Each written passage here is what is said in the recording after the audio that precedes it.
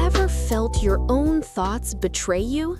That frustrating moment when a simple English sentence feels like an impossible maze inside your head. What if I told you the key to unlocking fluent English isn't just about studying harder, but about rewiring your very brain? Stay with me, because today we are hacking the learning process itself. Hello, and a huge welcome back to the English Boost, the place where mastering English becomes an exciting adventure. I'm Carl, and I'm absolutely thrilled to be here with you today. And I'm Jessy. Carl, I have to say, you're radiating positivity today. What's the source of all this wonderful energy? Well, Jessy, it's one of those perfectly clear days where the sun is just bathing everything in a warm, golden light. Those kinds of days always lift my spirits. But more than that, I'm genuinely excited about our conversation today. How are you feeling? I'm fantastic, thank you. And I share your excitement completely. I'm practically buzzing with anticipation for our topic. It's a significant one, a real game changer for our listeners. A significant topic. Now you've got my full attention. What are we diving into today? Today, we are going to explore the powerful, practical methods for training your own brain to operate in English. We're talking about building a mental environment where English feels natural and automatic. Train my brain. That sounds profound. It's like a workout regimen, but for your mind. Exactly, Carl. It's about cognitive exercise. But before you imagine it being difficult, let me assure you, it is designed to be both accessible and incredibly enjoyable. It's about integrating practice into the fabric of your daily life in a fun way. Accessible and enjoyable. Okay, I am fully prepared. My mind is open and ready. Wonderful. But just a moment before we embark on this journey together. Oh, of course. Before we proceed, we have a very small but meaningful request for our incredible audience. Yes. If you find value in our time together, if our conversations help you on your path to fluency, please show your support by clicking that like button. That small thumbs up icon means the world to us. A simple click tells us we are on the right track. And please consider subscribing to the English Boost channel. Subscribing is fundamentally important. It's your direct line to all our future episodes, and it gives us the motivation to create more content designed just for you. And share the knowledge. If you know someone who is also navigating the path of learning English, share this episode with them. Spread the joy of learning. Sharing is caring, after all. Okay, now I am truly ready. Let's train our brains. Okay, Jessy, let's begin this mental transformation. So, when you find yourself needing to speak in English, what is the initial process that happens inside your mind? What is your internal dialogue like? What do I think? I would have to say that I typically formulate a thought in my native language first. That's my initial automatic response. Ah, yes, your primary language. Exactly. So I conceive of an idea or a word in my own language, and then I consciously initiate a process of translation within my mind. Translation. And then, after that mental search, I finally articulate the English word or phrase. I am aware that a vast number of English learners experience this very same process, but the undeniable truth is that it is a slow method. Yes, it is remarkably slow. It makes my brain feel like it's laboring, working overtime. It feels like strenuous mental work. It is hard work, and our primary objective, our wonderful and ambitious goal, is to transition directly to thinking in English, to cultivate a mindset where your internal monologue operates in English. Think in English. Wow. Just the sound of that is liberating. No intermediary translation, just pure, direct English. That sounds incredibly efficient. It is. It is fast. It is the natural way fluent speakers operate. It becomes an instinct. Okay, I truly desire this skill. How, Jesse? How do we even begin? Where is the starting line for such a profound shift? We begin on a very small scale. We start with tiny, manageable steps, minuscule even. Small. Very, very small. You mean like starting with a single word? Just one word? One word is a positive start, certainly, but I believe a short, simple sentence is an even more effective foundation. A basic sentence. A sentence. Oh, that sounds substantial, more complex. No, not at all. I mean extremely simple. Let me give you an example. Look, I am holding a pen. Yes, you are holding a pen. Now, in my head, I don't just allow the solitary word pen to float in isolation. Instead, I form a complete, though simple, thought.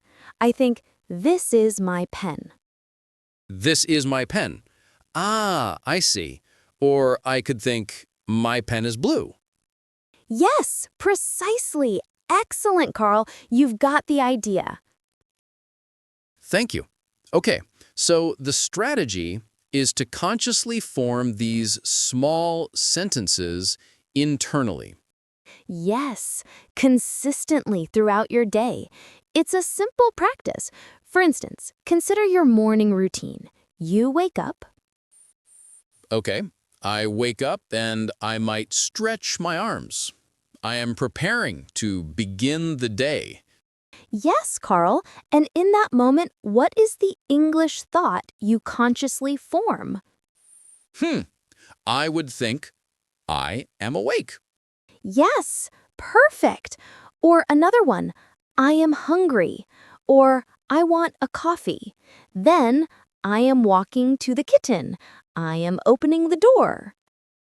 Yes, I understand. This is the fundamental practice. Is this genuinely how I train my brain? Absolutely. You are actively constructing your reality using English sentences. For example, I am brushing my teeth. The water feels cold. I see my reflection. I look ready for the day. Okay, I appreciate this advice. It feels practical. So this is our first key tip. It is tip number 1. Think in small, simple sentences. When you are in your home, when you are riding on a bus. Yes, on the bus, I can look out the window and think, I see a window. I see a red car. A person is walking quickly. It is a beautifully sunny day. Wow, Carl, you are demonstrating this perfectly. I am. I am actively thinking in English. It produces a unique sensation, but it is a positive one. It feels different because it's a new neural pathway. You're directly connecting the English language to your immediate experiences and your life, completely bypassing your native language as a middleman. Ah, I understand. English is linked directly to life, no translation step in between. Exactly. This feels like a major secret to fluency. Okay, so tip 1 is firmly established. Practice thinking in small sentences. For example, right now, I am talking with Jesse. Jesse is an excellent teacher. Thank you, Carl. Now, are you prepared for tip number 2? Tip number 2 is all about input. It's about what you allow into your mind. Input. What exactly do you mean by that term? Input is the English that you absorb. It's the English that enters through your ears and is processed by your brain. So, listening. You're talking about listening. Yes, listening, but it's also about what you see, reading and watching. It's about immersing your senses in the language. Ah, like this very podcast we are creating. Yes, Carl, this podcast is a perfect example of comprehensible input. When you listen to English that is understandable to you, even if it's simple, your brain begins to subconsciously recognize the patterns. Patterns. You mean the structure of the language, the way sentences are built? Exactly.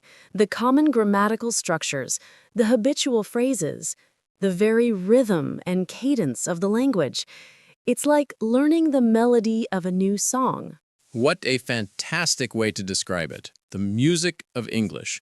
So by listening, I am essentially helping my brain to think in this new musical pattern. Precisely.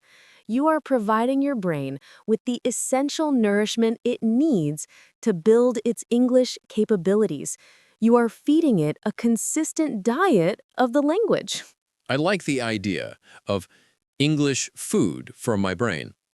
So what specific kinds of things should I be listening to? Well, the English Boost channel is, of course, a wonderful and highly recommended starting point. A brilliant suggestion. And also, simple songs, music that you enjoy. Songs, music. I love music. I do too. When you discover English songs that you genuinely enjoy, the act of listening ceases to feel like a study session. It transforms into a pleasure. It becomes fun, not work. Ah, yes, fun is crucial. The learning process must contain an element of enjoyment to be sustainable. Absolutely. Consider simple pop songs, for instance. Many pop songs are intentionally repetitive. Repetitive. The same lyrics and phrases repeated in the chorus again and again. Yes, think of phrases like I love you or Hey Jude or any catchy hook. Your brain hears these repetitions and they begin to stick effortlessly. I see. So simple, catchy music is a great tool. What other forms of input are beneficial? There is also visual input, what you watch. Watching. So videos and movies. Movies can be excellent, but for many learners, they can also be overwhelmingly fast. The dialogue can fly by like a swift river, and it's easy to feel lost. Yes, I understand that feeling completely. I watch a movie and the words are like little fish darting away before I can catch them. That's a perfect analogy. So the key is to find visual content that you are personally interested in, and that is delivered at a manageable pace. What are some of your interests, Carl? I have a real passion for cooking. I find it very relaxing. That is perfect. Then you should seek out simple cooking demonstration videos in English. Oh, that is a marvelous idea. The host would say things like, "Now I am chopping an onion. I am adding a teaspoon of oil to the pan. The sauce is beginning to simmer." Exactly. And because you are watching the actions, you create a direct, powerful link between the visual of the onion being chopped and the English phrase, chopping an onion. There is no need for translation. The connection is immediate. Wow, that is an exceptionally practical tip, Jesse. I also have a great interest in sports. I'm a big football fan. Wonderful. So find short sports highlight videos or analysis clips in English. The commentator might say, he passes the ball, he shoots, it's a goal. Exactly.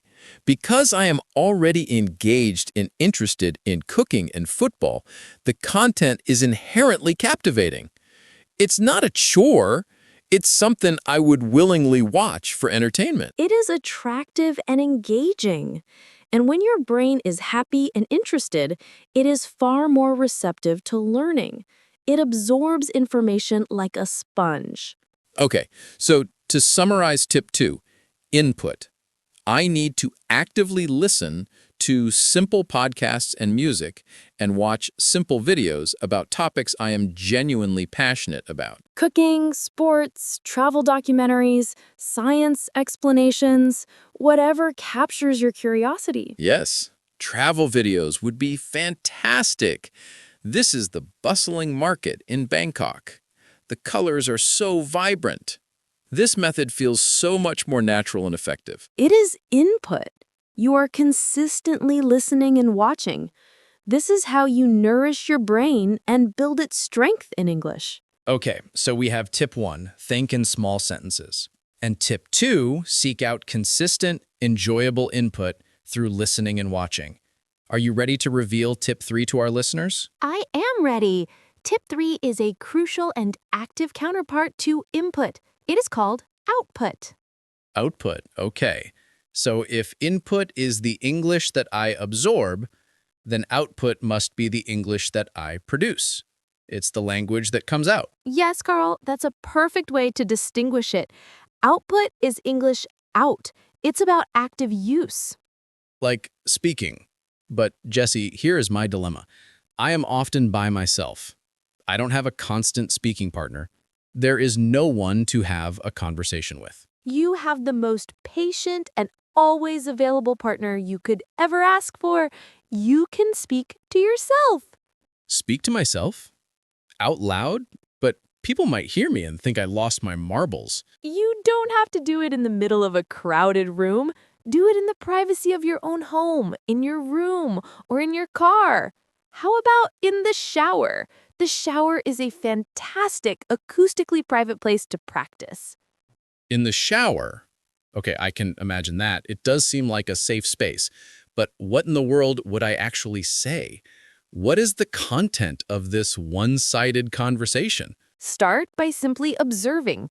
Look around the room you are in right now. Okay, my room. Now, describe everything you see. Speak your observations out loud. It is vitally important that your ears hear your own voice speaking in English. This creates a feedback loop for your brain. All right, let me try.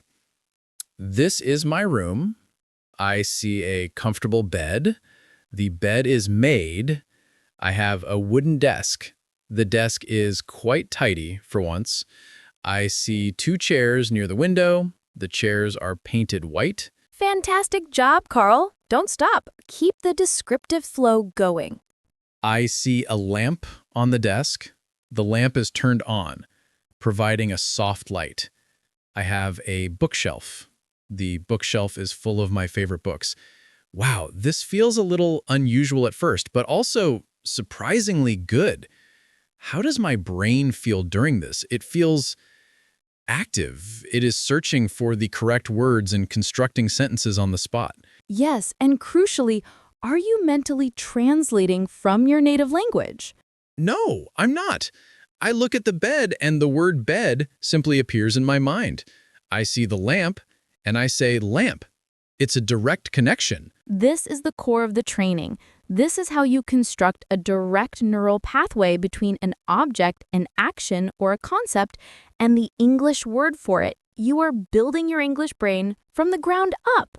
And I can do this anytime, anywhere. Of course, Carl. Furthermore, you can narrate your actions throughout the day. Talk about what you are doing as you are doing it. Yes! For example, while cooking dinner, I am cutting a carrot. The carrot is orange. I am adding some spices. The kitchen smells amazing. I am feeling very hungry. Or you can give a recap of your day before you go to sleep. Today was a productive day. I finished my work project. I spoke with my friend Jessy. Jessy offered very helpful advice. And Carl is a very attentive student. See, we are having a conversation, even if it's a narrated one. Exactly. This is the essence of output through speaking. So while having a live partner is wonderful and beneficial, it is not a strict requirement to begin. You can start this practice entirely on your own. I can start with myself. I am my own first and most constant conversation partner. So tip 3 is to consciously speak to myself. Describe my immediate environment. Narrate my daily activities. Yes, give a voice to your thoughts in English. What am I doing right at this moment? I am sitting in my chair. I am thinking about learning English. I am feeling motivated. This is incredibly practical. It is perfect. It turns your entire life into a living, interactive English classroom. Wow. Okay, this is a substantial amount of incredibly valuable information. Perhaps we should take a moment to consolidate what we've covered so far. An excellent idea. Let's do a quick review. Tip 1. Cultivate the habit of thinking in small, simple sentences throughout your day.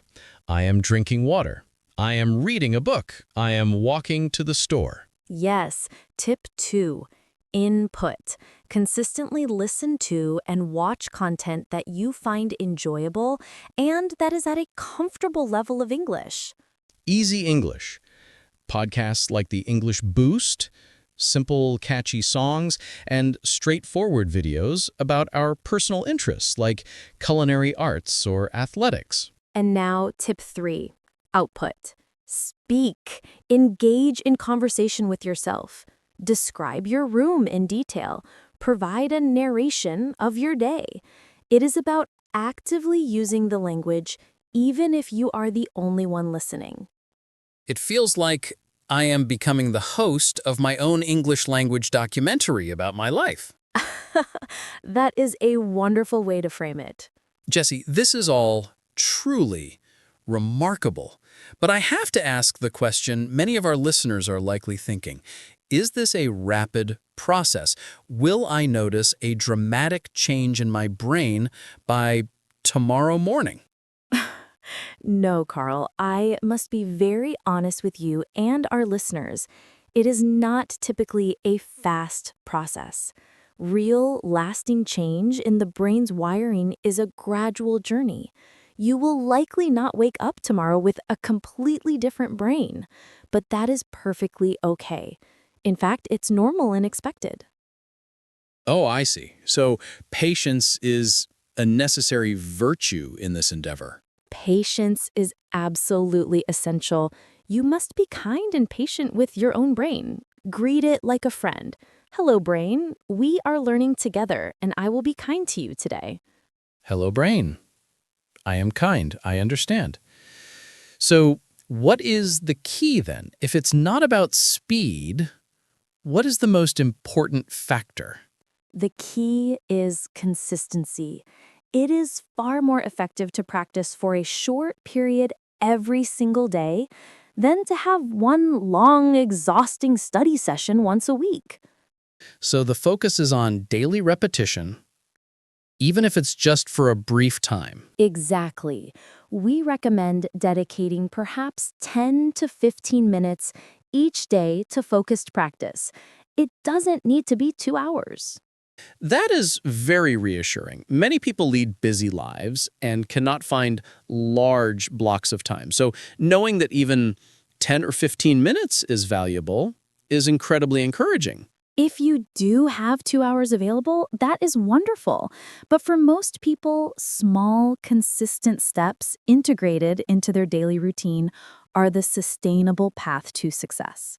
Small steps taken every day create monumental progress over time. Small steps every day. I can commit to that.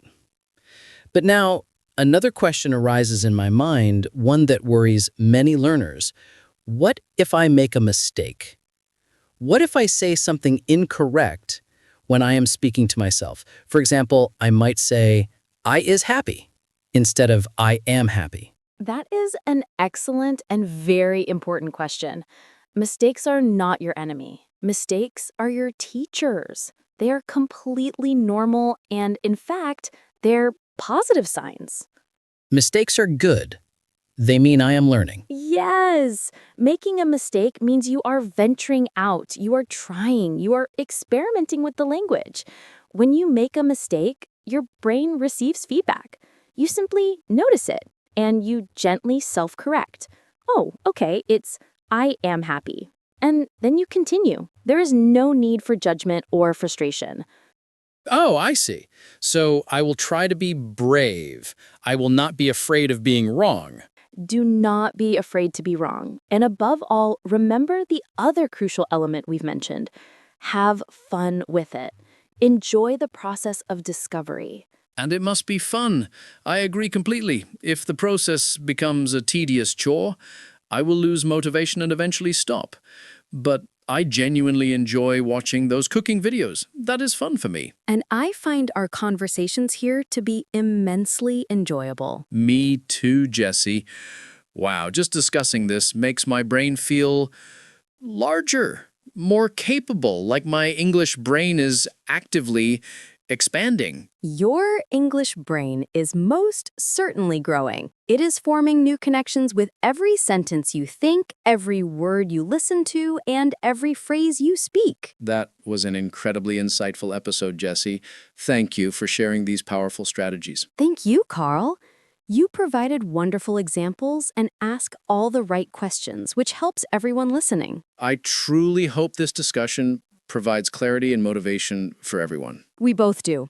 And if you find this helpful, everyone listening, we have one more small request. Yes, please, if you haven't already, don't forget to subscribe to the English Boost channel. Subscribing ensures you won't miss any of our future episodes, which are all designed to make your English learning journey easier and more enjoyable. And please share this episode. If you know a friend, a family member, or a colleague who is also working to improve their English, send them a link. Share the benefits. Sharing knowledge is a gift. And we also have a question for our audience. Ooh, a little interactive homework. I like it. Yes, we would be delighted if you would leave a comment in the comment section below this video. What is the question for them, Jessy? Tell us, what is one method you use or plan to start using to train your brain? Do you listen to English music? Do you speak to yourself in the mirror? Do you watch travel vlogs? We want to hear your personal tips and experiences. That is a fantastic question. Yes, please. Write your answers in the comments. We read them all, and we love learning from you. It creates a wonderful community of learners. Thank you for listening, everyone. This was a truly enjoyable and productive conversation. It was so much fun. We look forward to connecting with you again next time. Take care and keep practicing. Goodbye for now.